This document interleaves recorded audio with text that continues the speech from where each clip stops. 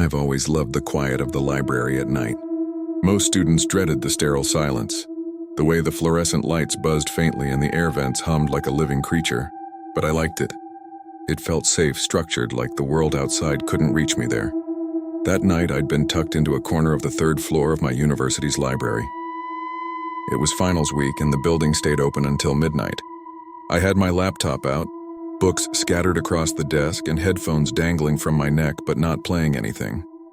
I preferred to listen to the faint echoes of footsteps, the distant coughs, the squeak of chairs against the tile floors. The sounds reminded me I wasn't alone. Around 10:45 p.m., the intercom crackled.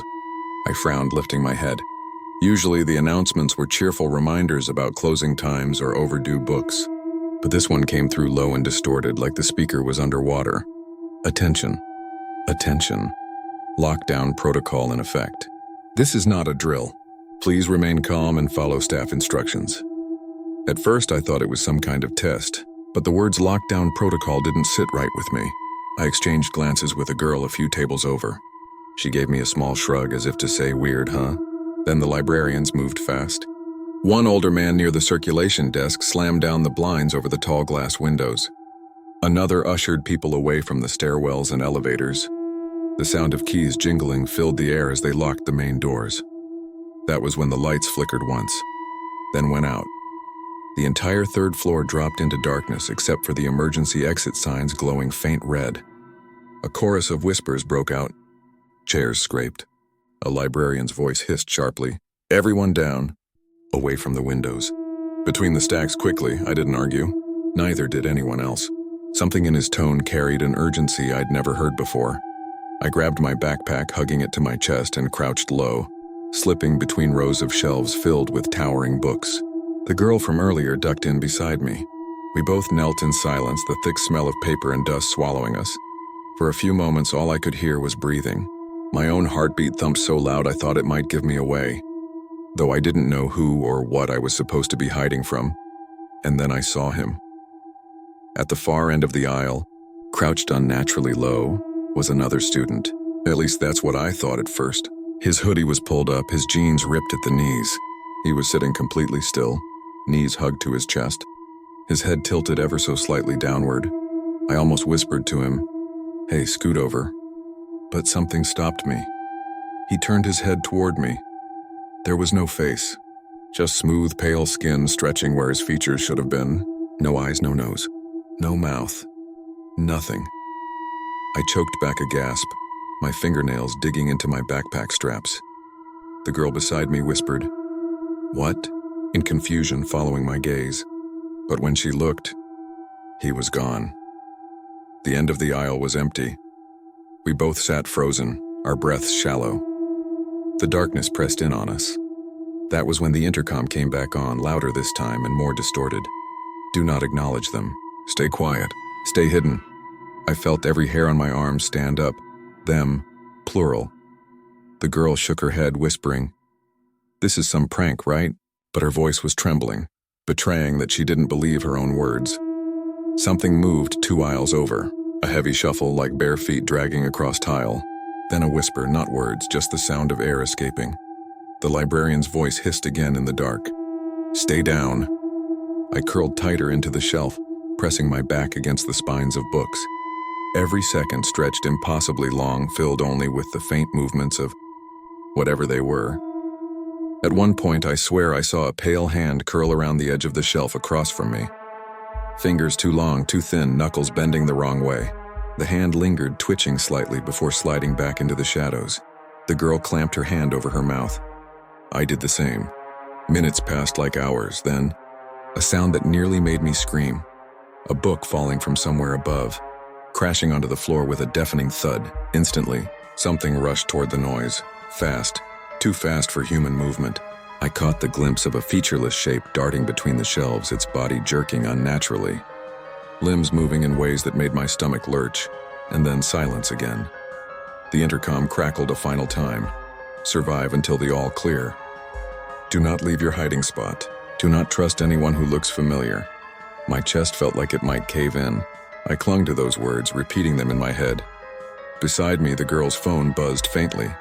She jumped, fumbling to silence it. But before she could, a shadow fell over us. I looked up. The faceless student was back, only now he was closer. Just 3 feet away, crouched low, his head tilted like a curious animal. His featureless face turned toward the phone's glow. The girl whimpered. I grabbed her wrist and yanked her deeper into the shelves, scrambling low on hands and knees. The sound of shuffling followed, heavy and deliberate. Books toppled behind us, crashing to the ground. We ran through aisle after aisle between rows of towering shelves, our breaths ragged and loud. I didn't know where we were going, only that I had to get away from that faceless thing. When we burst into the stairwell, I slammed the door shut behind us, chest heaving. The emergency light above flickered, bathing everything in sickly red. But the stairwell wasn't empty. 3 more of them stood frozen halfway down the steps. Featureless, motionless, facing us. The girl screamed. I yanked her back into the library, slamming the door shut. My hands shook so violently I could barely hold the handle. We pressed our backs against the door, praying they wouldn't push it open. But they didn't. Instead, faintly from the other side, came a sound I'll never forget. Knocking. In unison. 3 slow, hollow knocks, then silence. The girl's sobs filled the air. I was trembling so hard I could barely keep myself upright. And then, as suddenly as it had begun, the intercom clicked on one last time. Lockdown lifted. You may return to your studies. The light snapped back on. The librarians moved calmly through the building, unlocking doors, whispering reassurances. Students crawled out from hiding spots, pale and shaken. No one spoke of what they'd seen. The girl I'd hidden with refused to meet my eyes. She grabbed her bag and bolted out of the library. I stayed behind, trying to convince myself it was a trick of the light, stress, sleep deprivation. But as I gathered my things, I noticed something that froze me in place. One of the books near where we'd hidden had been pulled from the shelf. The cover was blank, just smooth, pale paper, no title, no author. And when I opened it, every page inside was blank too, except the very last one. Scrawled in black ink, shaky and uneven, were 5 words. Do not look for us. I take the subway almost every night. Not because I like it, but because I don't have a choice. I work late shifts at a restaurant downtown, and by the time I clock out, the buses are already done for the night. The subway is the only way home. And honestly, after so many nights of the same routine, I stopped thinking much about it. It was always the same. Swipe my card, push through the turnstiles, wait under the dim buzzing lights of the station until the train screeched in. Most nights the car would be nearly empty, just a couple drunks slouched against the windows, maybe a student with their head buried in a book, and always 1 or 2 tired workers like me staring blankly ahead. That night didn't feel any different at first. It was close to midnight when I got on. The car was half full, just enough people to feel safe but not crowded. I sat near the middle, setting my backpack down by my feet, and leaned my head against the cool window. A few stops passed. People got off, others got on. Routine, predictable, until the train screeched to a halt, not at a station, not anywhere near one, just in the middle of the tunnel. The lights inside flickered once, twice, then dimmed, leaving us in a sickly half-glow. The sound of the engine died, replaced by a silence that felt too heavy. Everyone looked up, shifting uncomfortably. Then the intercom crackled. Attention passengers. Lockdown protocol is now in effect. Please remain seated. Do not attempt to exit the train. The voice was flat, mechanical, almost rehearsed. No explanation, no apology. Just lockdown protocol. I frowned. I'd never heard of such a thing. A couple of passengers exchanged confused looks. One guy in a suit pulled his earbuds out and muttered, "Lockdown, the hell does that mean?" No one answered. For a few minutes, we sat in silence, waiting for some kind of follow-up. The train didn't move. The intercom stayed dead. The lights continued to hum weakly, threatening to go out. Then I heard it, a sound coming from above us. Thud, like something heavy landing on the roof of the car. The man in the suit looked up sharply. A woman clutching a shopping bag shifted closer to the edge of her seat. Everyone else just sat still, eyes darting toward the ceiling. Then, thud, thud, thud. Slow, deliberate footsteps moving across the roof. Each one sent a faint vibration through the car.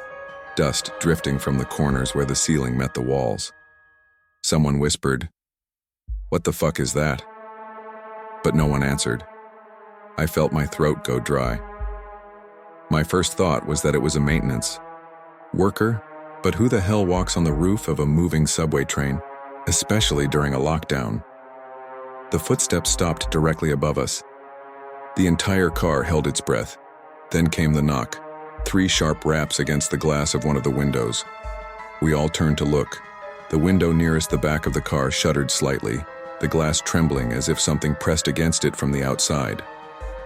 But when I looked closer, I saw it. A hand, pale, too pale. Fingers too long pressing flat against the glass. The nails, or claws, scratched faintly, leaving thin trails down the window. The shopping bag woman let out a stifled cry. Someone else whispered, "Jesus Christ." And then, as if to mock us, the hand slid away. The footsteps resumed, moving toward the front of the car. Thud, thud, thud. Everyone was frozen, too afraid to move, too afraid to speak. The intercom crackled again. "Remain calm. Do not look directly at the windows. Help will arrive shortly." That was all. No explanation, no comfort. And of course, the warning came too late. Because one kid, maybe college age, couldn't help himself. He twisted in his seat, craning his neck to peer out the window. He gasped, then screamed. We all turned, but by the time we did, it was already too late. Something yanked him backward. 1 second he was there, eyes wide with terror, hands gripping the seat. The next, he was gone. Pulled through the window, without a sound of breaking glass, without a trace. Just gone. His backpack tumbled to the floor where he'd been sitting. The shopping bag woman screamed outright now. The man in the suit jumped up, banging on the locked doors, shouting for help. The intercom hissed again. "Do not panic. Stay seated." Stay seated? A boy had just vanished into thin air. I wanted to scream too, but my voice caught in my throat. All I could do was sit there, trembling, staring at that damn backpack lying in the aisle. Then, another knock. This time, on the window beside me. I didn't want to look. Every instinct screamed, "Don't look." But my eyes betrayed me, and I saw it. A face, or what should have been a face, pressed against the glass. Pale skin stretched over bone, no nose, no mouth, just empty sockets where eyes should have been. And yet, I felt it staring straight at me. I jerked away, pressing myself against the opposite seat. My breath came fast and shallow. The thing lingered, tilting its head as if curious. Then it slid out of view. The footsteps above started again. Only this time there were more of them. Dozens, heavy, dragging, uneven. Like a crowd walking across the roof, circling, waiting. Someone muttered a prayer. Someone else sobbed quietly.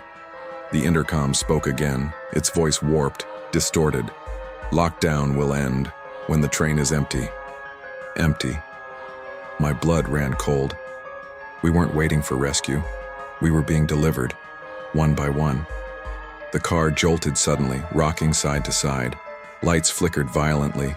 The shopping bag woman bolted for the door, slamming her fists against it, screaming. The man in the suit tried prying the emergency release. That was when the windows started to fog.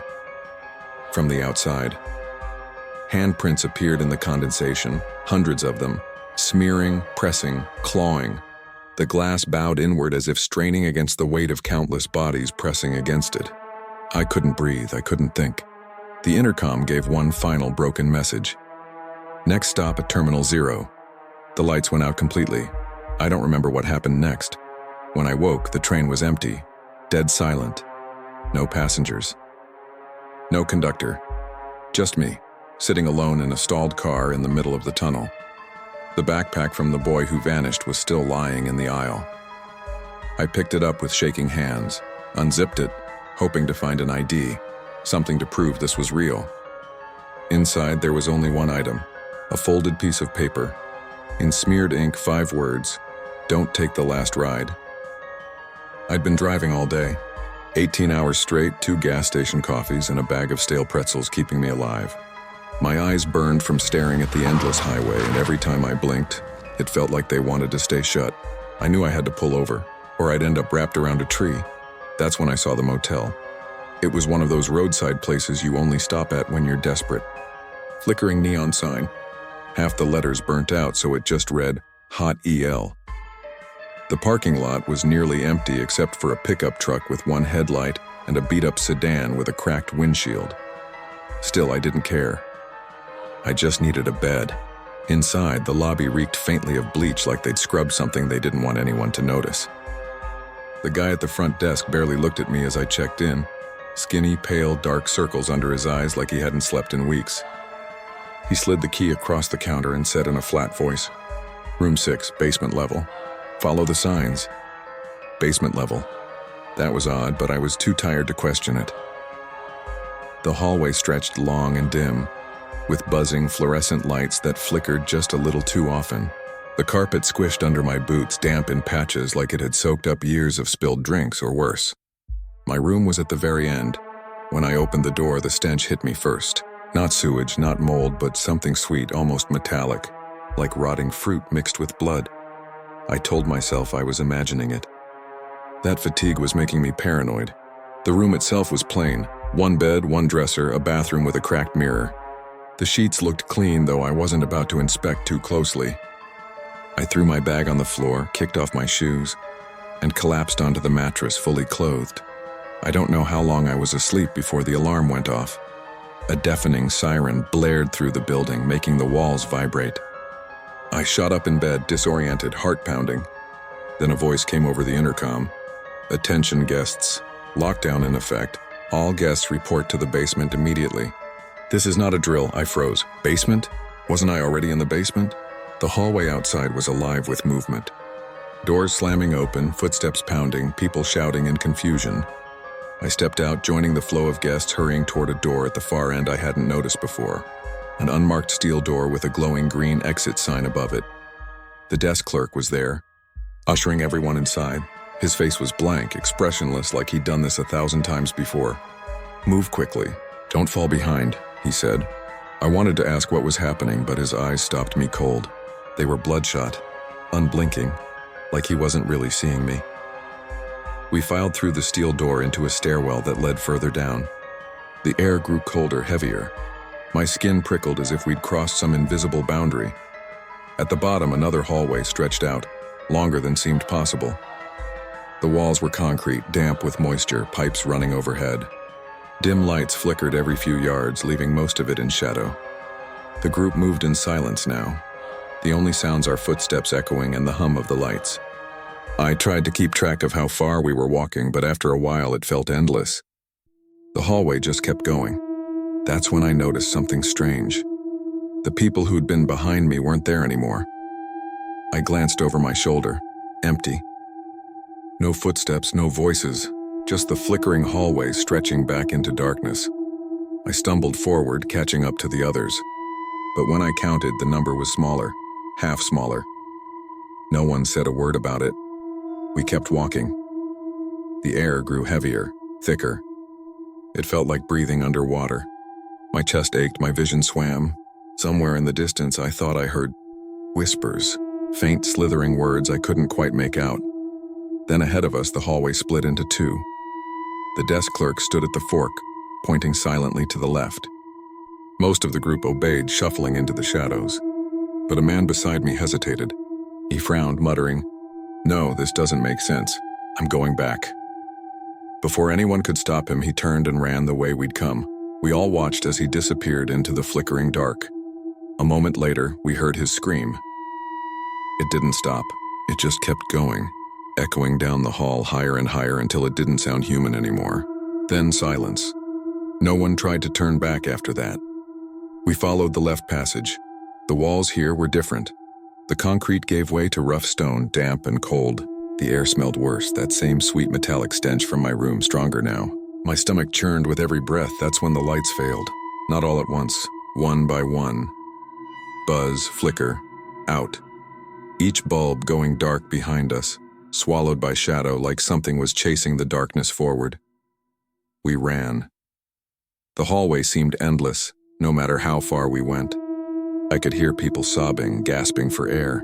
Someone fell behind, their cries cut short in an instant. The clerk's voice rose above the chaos, calm and flat.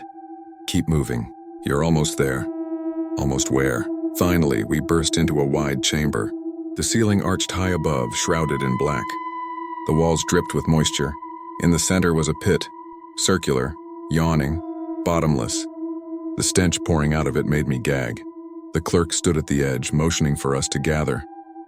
His voice carried easily in the damp air. "This is where you wait.